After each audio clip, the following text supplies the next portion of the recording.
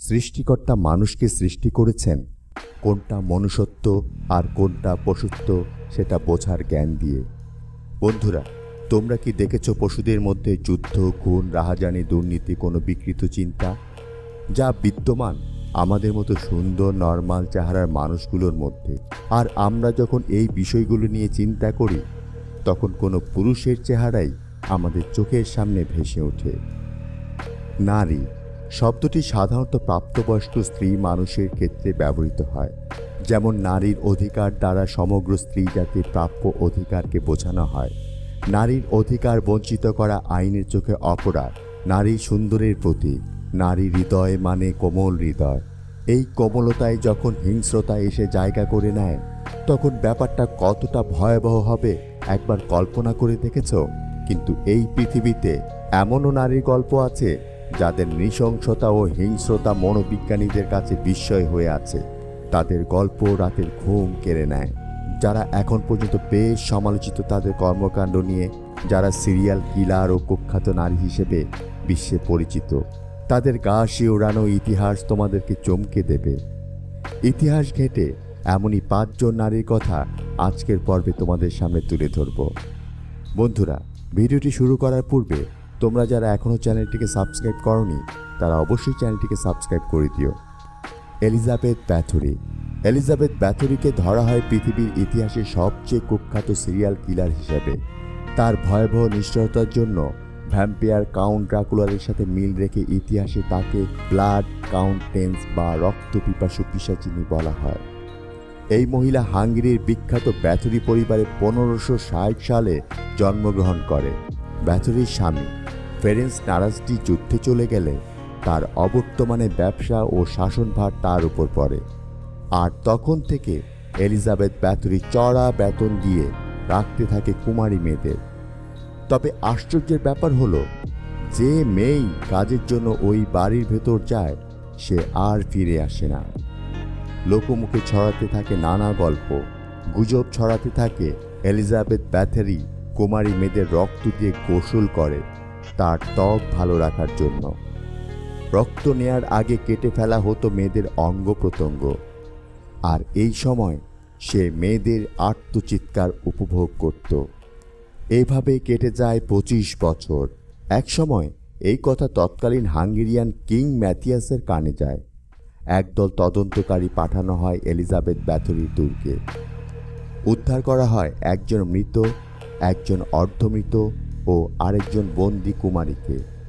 এরপর জীবিত মেয়েটির কাছ থেকে জানা যায় সেই বন্ধ প্রাসাদের লোমহর্ষক কাহিনী। এতদিন যা গুজব ছিল তা আসলেই সত্যি ছিল। এলিজাবেথ ব্যাথরি একে একে খুন করে 640-এরও বেশি কুমারীকে। যদিও এই সংখ্যা নিয়ে মতপার্থক্য রয়েছে, কিন্তু সেই সময় তার সামাজিক অবস্থানের জন্য বিচার না হলেও বাকি জীবন গৃহবন্দী করে রাখা হয় তাকে।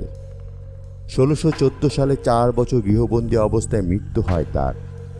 আর এভাবেই শেষ হয় ইতিহাসের এই কুখ্যাত নারীর উপাখ্যান। ইতিহাসে এই এলিজাবেথ একমাত্র নারী যে কিনা ভয়ঙ্কর খুনি হিসাবে গিনেস বুক অফ ওয়ার্ল্ড রেকর্ডসের নাম রেখেছে। Catherine Knight. এই নিষ্ঠুর মহিলাটি জন্মগ্রহণ করে 1956 সালে। ক্যাথরিন হল প্রথম অস্ট্রেলিয়ান নারী যাকে প্যারোল ছাড়া যাবজ্জীবন কারাদণ্ড দেয়া হয়, কারণ সেখানে মৃত্যুদণ্ডের বিধান ছিল না। মূলত দাম্পত্য জীবনের অশান্তি তার অপরাধ প্রবণতার লক্ষণ ছিল। ক্যাথরিন নাইট পারিবারিক কোনো এক ঝামেলায় তার প্রথম স্বামীর সব দাঁত উপড়ে ফেলে দেয়। একই কারণে তার দ্বিতীয় স্বামীর সামনে তার 8 সপ্তাহ বয়সী একটি কুকুরকে নৃশংসভাবে খুন করে। এর কয়েক মাস পরে সে জন চার্লস প্রাইস নামে এক ব্যক্তির সাথে গোপন সম্পর্কে জড়িয়ে পড়ে এবং জন ক্যাথরিনের হিংস্রতা সম্বন্ধে আগে থেকে অবহিত ছিল। প্রাইসের সঙ্গে সম্পর্কে কিছুদিনের মধ্যেই সন্দেহজনিত কারণে তার সাথে দ্বন্দ্বে জড়িয়ে পড়ে এই ক্যাথরিন। এক রাতে প্রচণ্ড ঝগড়ার এক পর্যায়ে ক্যাথরিন তাকে 37 বার ছুরিকাঘাত করে খুন করে। এরপর ক্যাথরিন জনের মৃতদেহের চামড়া ছাড়িয়ে তা ঝুলিয়ে রাখে নিজের বেডরুমের দরজার হুকের সাথে। এছাড়াও মৃতদেহ থেকে মাথা কেটে নিয়ে তা বিভিন্ন সবজির সাথে স্যুপ রান্না করে বাচ্চাদের জন্য রেখে বাইরে চলে যায়। কিন্তু বাচ্চারা বাড়ি ফেরার আগেই পুলিশ এসে মৃতদেহটি উদ্ধার করে। এই নৃশংস ঘটনা চোখে দেখার পর দুজন পুলিশ সেখানেই মানসিকভাবে অসুস্থ হয়ে পড়ে। এই ভয়াবহ ঘটনাটি ঘটেছিল 2000 সালের 29শে ফেব্রুয়ারি। অস্ট্রেলিয়ার নিউ সাউথ ওয়েলসের এক কারাগারে এই নিষ্ঠুর মহিলাটি এখনও বন্দী অবস্থায় আছে। ইলসে কোচ, এই মহিলাটি পরিচিত বুচেন উডের ডাইনি হিসেবে। কোচের জন্ম হয় 1906 সালে জার্মানি এক কারখানা শ্রমিকের ঘরে। ইতিহাসের ভয়ঙ্করতম নারী হিসেবে এর অবস্থান সবসময় শীর্ষে। বুচেন উডের কনসেন্ট্রেশন ক্যাম্পের কমান্ড্যান্ট কার্ল কোচের স্ত্রী ছিল এই ইলসে কোচ। স্বামীর ক্ষমতা ছাড়াও কোচ নিজে ক্যাম্পের সুপারভাইজার দায়িত্বে নিয়োজিত ছিল। আর এই সুবিধা নিয়েই নিজের ভয়ঙ্কর ও বিকৃত ইচ্ছা চরিতার্থ করা শুরু করে এই কোচ। প্রথমে বন্দীদের মধ্য থেকে বাছাই করে বিভিন্ন জনের গায়ে ট্যাটু আঁকা হতো, আর যাদের শরীরে ট্যাটু আঁকা থাকতো তাদের হত্যা করে ট্যাটুটি চামড়া সহ কেটে সংরক্ষণ করত কোচ। সেই সঙ্গে শরীরে অন্যান্য অঙ্গ প্রত্যঙ্গ সংগ্রহ করত। তবে কোচের সবচেয়ে প্রিয় ও বিকৃত শখ ছিল সুন্দর চামড়াওয়ালা বন্দীদের হত্যা করে তাদের শরীরের চামড়া দিয়ে কুশন কভার, সাইড ল্যাম্প, বালিশের কভার সহ বিভিন্ন জিনিস বানাতো। ভয়ঙ্কর এই নারীকে 1943 সালে গ্রেপ্তার করা হলেও সুনির্দিষ্ট প্রমাণের অভাবে তাকে ছেড়ে দেওয়া হয়। পরবর্তীতে জায়গা পরিবর্তন করলেও 2 বছর পর আবারও আমেরিকান সেনাদের হাতে গ্রেপ্তার হয় এই নারী। তার কুকীর্তি এক এক করে প্রমাণ হয়। 1947 সালে তাকে যাবজ্জীবন কারাদণ্ডে দণ্ডিত করা হয়। এর 20 বছর পর জেলে থাকা অবস্থাতেই গলায় দড়ি দিয়ে আত্মহত্যা করে বুচেন উডের ডাইনি ইলসে কোচ। ইরমা গ্রেস, এই নিষ্ঠুর মহিলা 1923 সালে জন্মগ্রহণ করে। সে ছিল হিটলারের রাভেন্সব্রুক ক্যাম্পের সুপারভাইজার। এরপর সেখান থেকে বদলি হয়ে আসে আউসউইটস ক্যাম্পে। সেখানে সে দায়িত্ব পায় প্রায় 30,000 বন্দী ইহুদি নারী। তার কাজের মধ্যে ছিল পোষা কুকুর দিয়ে নারী হত্যা, বিকৃত যৌনাচার, লাইন ধরে নারীদের দাঁড় করিয়ে গুলি প্র্যাকটিস, কথা না শুনলে বন্দীদের গ্যাস চেম্বারে প্রেরণ। এভাবে অগণিত নারী হত্যা করে সে। পরিচিতি পায় বিচ অফ বেলসেন নামে।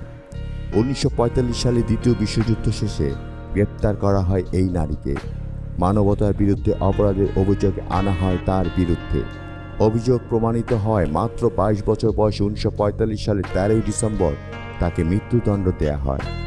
তার ভয়াবহ কর্মকাণ্ডের জন্য ক্যাম্পের বন্দীরা তাকে হায়না অফ আউসউইটস নামে আখ্যায়িত করেছিল। মেরি অ্যান কটন, ব্রিটেনের প্রথম সিরিয়াল কিলার মহিলা। 1832 সালে ডারহাম কাউন্টির লমোরসেলে অঞ্চলে জন্মগ্রহণ করে। 20 বছর বয়সে উইলিয়াম মাউব্রের সাথে বিবাহ বন্ধনে আবদ্ধ হয়। ডেভনের প্রেমাউথ অঞ্চলে সংসার শুরু হয়। এই দম্পতি 5 সন্তানের জন্ম দেয়, যাদের মধ্যে 4 জনই মারা যায়। কিছুদিন পার হলেও দুঃখ তাদের পিছু ছাড়ল না। সন্তানদের পিছু পিছু উইলিয়ামও মারা যায় 1865 সালে। তার অবশিষ্ট সন্তান ও তার দ্বিতীয় স্বামী জর্জ একই রোগে মারা যায়। তারপর তার পরবর্তী সময়ে তার আরও 12 সন্তান, 3 স্বামী, 1 বন্ধু, 1 প্রেমিক সকলেই একই রোগে অর্থাৎ পাকস্থলী প্রদাহজনিত রোগে মারা যায়। পরবর্তীতে স্থানীয় সাংবাদিকরা আবিষ্কার করে যে সে সকলকে আর্সেনিক বিষ খাইয়ে হত্যা করেছে এবং এই অপরাধে 24শে মার্চ 1873 সালে তাকে মৃত্যুদণ্ড দেয়া হয়। বন্ধুরা, যুগে যুগে নারীরা পুরুষের পাশাপাশি থেকে মানব সভ্যতা এগিয়ে নিতে অনন্য অবদান রেখেছে। প্রতিটি ধর্ম নারীদের অধিকার ও সম্মানের কথা বলে। নারীদের অধিকার বঞ্চিত করা আইনের চোখে অপরাধ। তারা কোমল হৃদয়ের মানবের উদাহরণ। ধন্যবাদ।